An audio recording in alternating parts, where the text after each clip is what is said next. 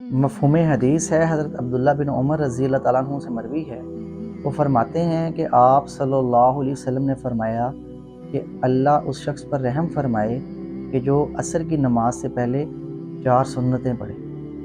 اتنی پیاری دعا ہے بھائی دوستو اللہ کے نبی کی کہ اللہ اس پر رحم فرمائے، اور یاد رکھیں کہ جس شخص پر اللہ نے رحم فرما دیا، اللہ نے اپنی رحمت کر دی، پھر اس شخص کو کسی چیز کی ضرورت نہیں ہے۔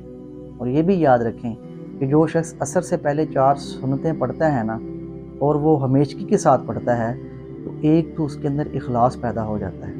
اخلاص کا مطلب کیا ہے کہ وہ جو بھی کام کرتا ہے نیکی کا، وہ یہ سمجھ کے کرتا ہے کہ یہ اللہ کا حکم ہے، اور وہ خاص اللہ کی رضا کے لیے کرتا ہے۔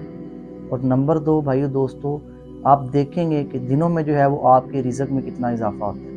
اللہ رب العزت آپ کے رزق میں اتنا اضافہ کر دیں گے کہ آپ سوچ بھی نہیں سکتے۔ صرف اور